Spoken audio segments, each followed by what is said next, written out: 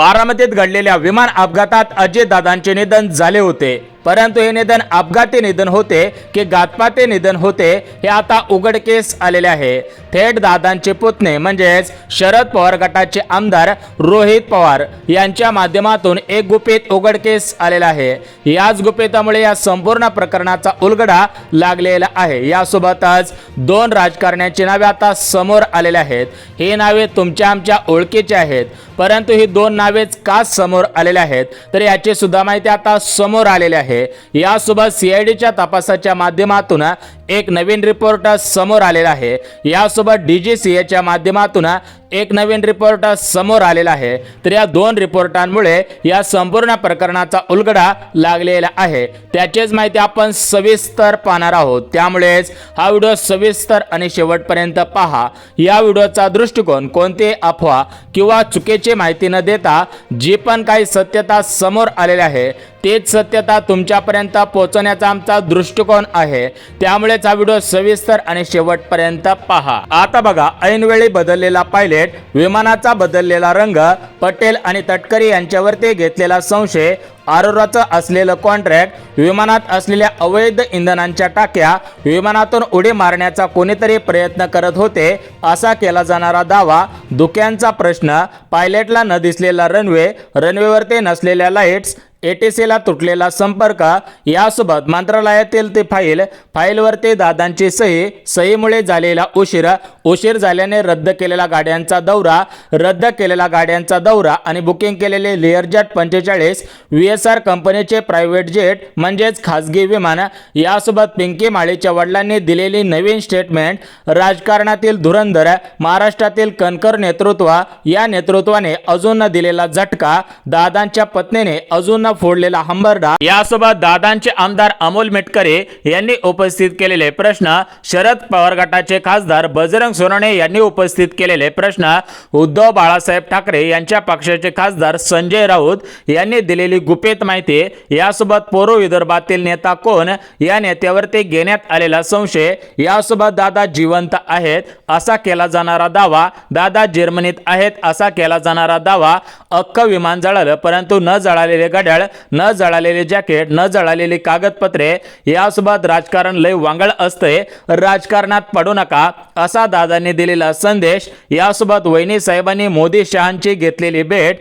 या भेटीच्या झालेल्या मोठ्या चर्चा, या चर्चेतून उपस्थित झालेले प्रश्न आणि या प्रश्नावरती निघालेला तोडगा, यासोबत संपूर्ण प्रकरणाची चौकशी न होऊन देता पवार साहेबांनी अपघातच आहे हे केलेलं मान्य, पार्थ पवार, जय पवार यांनी उपस्थित न केलेले प्रश्न, सुप्रियाताई सुळे यांनी उपस्थित न केलेले प्रश्न, दादांच्या घरातील एका व्यक्तीला सोडलं तर दुसऱ्या व्यक्तीने न उपस्थित केलेले प्रश्न आणि या प्रश्नांमुळे तयार झालेल्या चर्चा आणि या चर्चांमधून तयार झालेले नरेटिव्ह, यासोबत दादांनी प्लॅस्टिकच्या बाटलीतून पाणी पिण्याचं सोडून दिलं, काचेच्या बॉटलचा केलेला वापर, यासोबत विमान कंपनीवरती घेतलेला संशय, यामारोवरती घेतलेला जाणारा संशय, अडचणीत आलेले प्रफुल्ल पटेल, विलिनीकर्त्यावरती न झालेल्या जास्त चर्चा, तर असे 100 पेक्षा अधिक प्रश्न आपल्याला आणि सर्वांना पडलेले आहेत।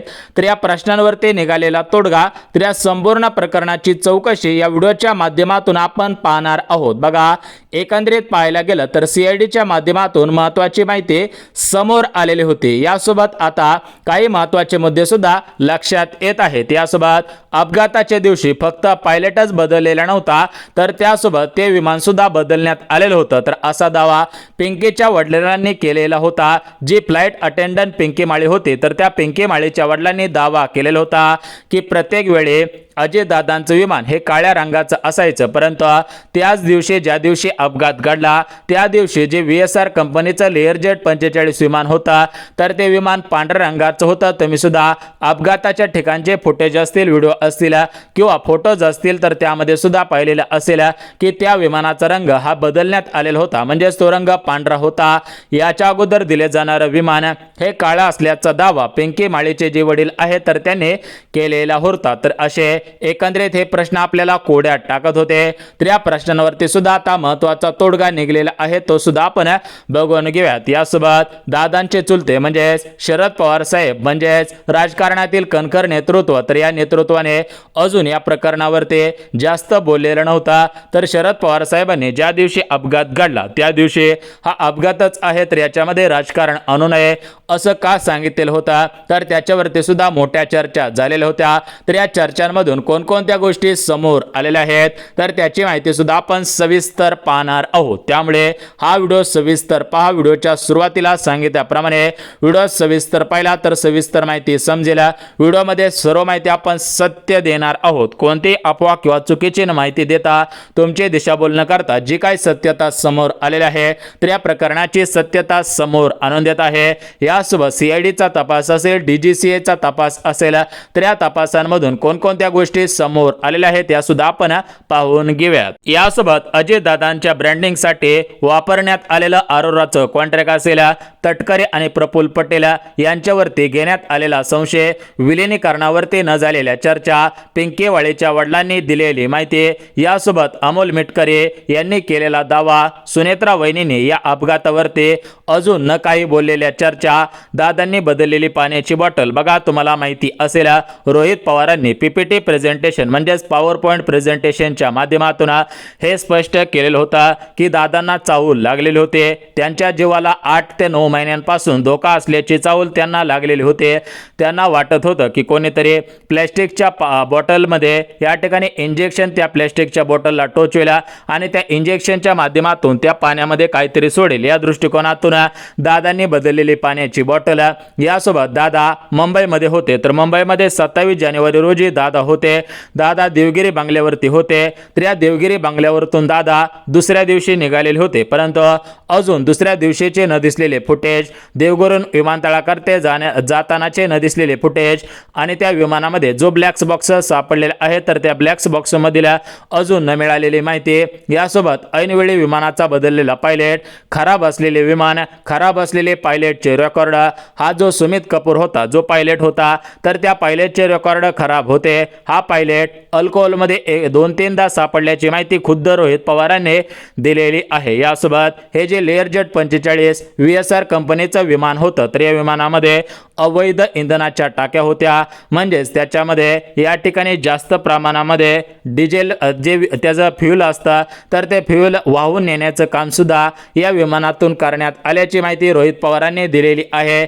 म्हणजेच या ठिकाणी मोठ्या प्रमाणामध्ये खर्च होऊ नये यासाठी याचा वापर केलेला असल्याची माहिती समोर येत आहे। यासोबत जी मंत्रालयातील ती फाईलवरती सही, फाईलमुळे झालेला उशीर झाल्याने रद्द केलेला गाड्यांचा दौरा आणि बुकिंग केलेले हे विमान। बघा एकंदरीत पाहायला गेला तर तुम्हाला आता संपूर्ण सविस्तर माहिती सांगत आहे। यासोबत पायलटला धुक्यामुळे न दिसलेला रनवे, ब्लॅक बॉक्समध्ये पायलटने न दिलेल्या मेडिकॉल, यासोबत विमानातील 6 व्यक्तींचा दावा। बघा तुम्हाला सुद्धा माहिती आहे, तर आपण याची संपूर्ण सविस्तर माहिती पाहणार आहोत, परंतु उपस्थित केलेले प्रश्न लक्षात घ्या। बघा विमानात या ठिकाणी 6 व्यक्ती होत्या, फक्त 5 व्यक्ती का सापडलेल्या आहेत, तर या प्रश्नाचं उत्तर सुद्धा मिळालेलं आहे। यासोबतच दादांचा अपघात की घातपात याविषयी सुद्धा महत्त्वाची माहिती समोर आलेली आहे। सीआयडीच्या तपासाच्या माध्यमातून काही मुद्दे स्पष्ट झालेले आहेत, डीजीसीएच्या माध्यमातून सुद्धा काही महत्त्वाचे मुद्दे स्पष्ट झालेले आहेत। तर हे मुद्दे आपण कशा पद्धतीने स्पष्ट झालेले आहेत त्याची संपूर्ण सविस्तर माहिती सांगत आहोत,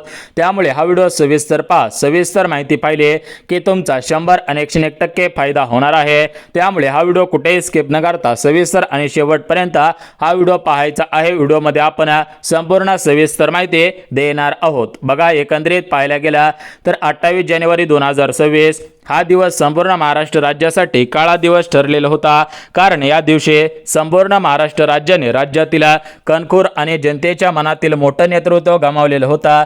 या दिवशी बघा अजितदादा मुंबईमधील त्यांचा देवगिरी बंगला आहे, तर या देवगिरी बंगल्यावरून अजितदादा मुंबईच्या विमानतळाकडे गेलेले, तर त्या विमानामध्ये बसले। आता हे विमान लेअरजेट 45 म्हणजेच VSR कंपनीचं हे विमान होता, तर त्या विमानामध्ये राज्याचे उपमुख्यमंत्री तथा अर्थमंत्री अजितदादा पवार बसलेले होते। यासोबत फ्लाइट अटेंडंट पिंकी माळे होत्या, त्यासोबत पाठक होत्या, यासोबत पायलट सुमित कपूर होते, आणि अजितदादांचे अंगरक्षक PSO म्हणजेच त्यांचे जे पर्सनल सिक्युरिटी असतात तर ते विदीप जाधव सुद्धा होते। म्हणजेच एकंदरीत सांगायचं झालं तर अजितदादांसह अजून 4 जण होते। तर हे 4 जण आणि अजितदादा असे टोटल मिळून 5 जण 28 जानेवारीच्या सकाळी 8:10 मुंबईच्या एअरपोर्टवरती पोहोचलेले होते। त्या ठिकाणाहून अजितदादांसह अजून 4 जण त्या विमानामध्ये प्रवास करत होते। तर ते मुंबईकडून बारामतीकडे आले। बारामतीच्या जवळपास आल्यानंतर जो बारामतीचा रनवे आहे तर गोजूबावीचं गाव आहे, तर त्या गोजूबावीच्या गावामध्ये जो रनवे आहे तर त्या रनवेवरती हे या ठिकाणी लेअरजेट 45चं विमान हे जे जेक होता तर ते उतरणार होतं। तर या ठिकाणी हे जे पायलट सुमित कपूर होते तर यांनी पहिल्यांदा लँडिंगचा प्रयत्न केलेला होता, परंतु कमी दृश्यमानता असल्यामुळे किंवा काहीतरी त्यांना अंदाज न आल्यामुळे ते विमान त्या रनवेवरती उतरण्यात आले नव्हता। त्यामुळे त्या विमानाने परत एकदा गो अराउंड घेतला, म्हणजेच पुन्हा एकदा चरकी मारले। तर ते चरकी का मारली, चक्कर का मारली, तर त्याचं कारण म्हणजे जे सुमित कपूर पायलट होते तर त्यांना पहिल्यांदा अंदाज आलेला नव्हता। त्यामुळे त्यांनी दुसरा राऊंड मारायचा प्रयत्न केला, परंतु दुसरा राऊंड मारण्याचा प्रयत्न करत असताना ज्यावेळेस यू टर्न घेतला जातो म्हणजे टर्न घेतला जातो तर त्यांच्याकडून काहीतरी चूक झालेली असावी किंवा विमानामध्ये काहीतरी तांत्रिक बिघाड झालेला असावा, त्यामुळे विमान कोसळलेलं असावं अशी माहिती सर्वसामान्यांना सर्वांना वाटत होती। परंतु जे काही सत्य आता समोर आलेलं आहे तर ते सत्य ऐकून तुमच्या पायाखालची जमीन सरकणार आहे। रोहित पवारांनी सुद्धा काही महत्त्वाचे मुद्दे स्पष्ट केलेले होते। राजकारणातील धुरंधर असणारे शरद पवार साहेबांनी सुद्धा काही महत्त्वाचे मुद्दे स्पष्ट केलेले होते। जनतेने उपस्थित केलेले प्रश्न, या प्रश्नांवरती मिळालेली उत्तरे, तर संपूर्ण प्रकरणाचा सविस्तर रिपोर्ट समोर आलेला आहे। तर हा संपूर्ण प्रकरणाचा सविस्तर रिपोर्ट आपण पाहत आहोत, त्यामुळे हा व्हिडिओ सविस्तर शेवटपर्यंत पहा। यासोबत विमानामध्ये 6 व्यक्ती होत्या, मग 5 डेड बॉडी का सापडल्या हा प्रश्न अजित पवार गटाचे आमदार अमोल मिटकरी यांनी उपस्थित केलेला होता। त्या प्रश्नावरती आता महत्त्वाचा तोडगा निघलेला आहे। तर हा प्रश्नावरती जो तोडगा निघलेला आहे तर तो तोडगा बघून घेऊयात। खरंच त्या विमानामध्ये 6 व्यक्ती होत्या का 5 व्यक्ती होत्या त्याची माहिती समोर आलेली आहे। यासोबत गोजूबावीचे सरपंच कोण आठवले आहेत तर त्यांनी दावा केलेला होता की या विमानामधून निळी पॅन्ट घातलेला व्यक्ती उडी मारण्याचा प्रयत्न करत होता। तर हा दावा खरा होता का? खरंच त्या विमानातून कोणीतरी उडी मारण्याचा प्रयत्न करत होता का? मग तो पायलट होता का विदीप जाधव अंगरक्षक होते का याच्यामध्ये जी पिंकी माळी फ्लाइट अटेंडंट होती तर ते प्रयत्न करत होते का खुद्द दादाच प्रयत्न करत होते? तर असे प्रश्न वारंवार विचारले जात होते। सोशल मीडियावरती अशा चर्चा होत्या। तर अखेर याचा आता गुपित उघडकीस आलेला आहे। तर हे गुपित काय होतं त्याची माहिती सुद्धा आपण पाहत आहोत। यासोबत मागच्या काही दिवसांपासून एक प्रश्न वाऱ्यासारखा पसरलेला आहे, गावच्या पारापासून ते दिल्लीच्या गल्लीच्या गल्लीबोळापर्यंत, यासोबत मंत्रालयापर्यंत एकच चर्चा सुरू आहे की महाराष्ट्र राज्याचं कणखर नेतृत्व, राज्याचे उपमुख्यमंत्री तथा अर्थमंत्री अजितदादा पवार हे जिवंत आहेत, ते आता जर्मनीत आहेत, त्यांना लपवून ठेवण्यात आलेलं आहे। संजय राऊत यांनी सुद्धा दावा केलेला होता की दादांनी 15 जानेवारी 2026 रोजी एका भाषणामध्ये वक्तव्य केलेलं होतं की बीजेपी पक्ष असेल किंवा कोणता जो सत्ताधारी पक्ष असेल तर त्या पक्षाच्या विरोधामध्ये माझ्याकडे भ्रष्टाचाराच्या फाईल्स आहेत।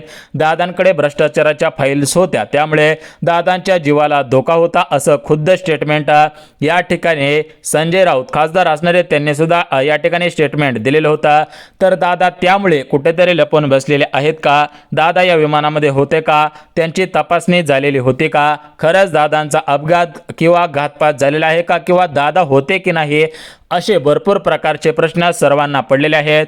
आता याचं कारण म्हणजे काय तर अजितदादा जिवंत आहेत हे का म्हणत आहेत किंवा लोकांना का वाटत आहे? तर बघा, ते अख्खं विमान जळालं परंतु त्याच्यामधील दादांच्या हातावरील घड्याळ जळालं नव्हतं, दादांच्या अंगावरील जॅकेट जळालं नव्हतं, त्या जॅकेटच्या डिझाईनवरून दादांची ओळख पटवली असं सांगण्यात आलं। त्यामुळे सर्वांना वाटत आहे की दादा जिवंत आहे, दादा हुशार माणूस आहे असं अमोल मिटकरी खुद्द म्हणले होते की दादा खूप हुशार माणूस आहे, ही बॉडी दादांची नाही, त्यामुळे सुद्धा हा संभ्रम तयार झालेला होता। परंतु मित्रांनो, आता त्रिकाली सत्य समोर आलेलं आहे. सत्य किती जरी लपवलं तर ते एक ना एक दिवस उघडकीस येत असतं आणि आता ते सत्य सुद्धा उघडकीस आलेलं आहे. त्यामुळे अजितदादांचा जो 28 जानेवारी रोजी कोजूबाईच्या परिसरामध्ये विमान कोसळून जो काय अपघात झाला तर या अपघाताची सत्य माहिती आता समोर आलेली आहे. उड्डाण मंत्री असणारे मुरलीधर मोहोळ यांच्या माध्यमातून सुद्धा महत्त्वाची माहिती कालच देण्यात आलेली होते.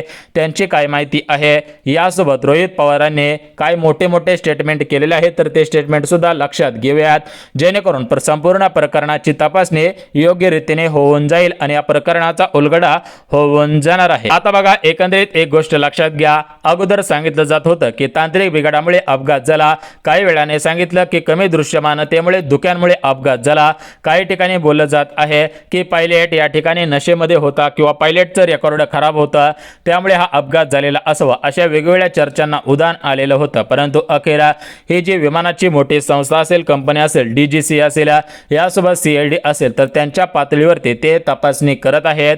या संपूर्ण प्रकरणाचा उलगडा ते लवकरच करणार आहेत, अशी माहिती कोणी डायरेक्ट उड्डाण मंत्री असणारे किंवा हे असणारे मुरलीधर मोहोळ या ठिकाणी त्यांच्या माध्यमातून ही माहिती समोर आलेली आहे. लवकरच DGC कडून एक नवीन रिपोर्ट समोर येईल, CID कडून सुद्धा नवीन रिपोर्ट समोर येईल. परंतु जो तुमचा दादा जिवंत आहेत हा प्रश्न होता तर त्या प्रश्नाचं उत्तर जाता जाता देऊन टाकतो. बघा, दादा जिवंत नाहीत, कारण दादांची तपासणी झालेली होती. DNA तपासणी करून त्यांची बॉडी त्यांच्या परिवारांकडे सुपूर्द करण्यात आलेली होती. अदर जे पण कोण होते तर त्यांच्या बॉड्या सुद्धा सुपूर्द करण्यात अगोदर DNA केलेले असायला पाहिजे.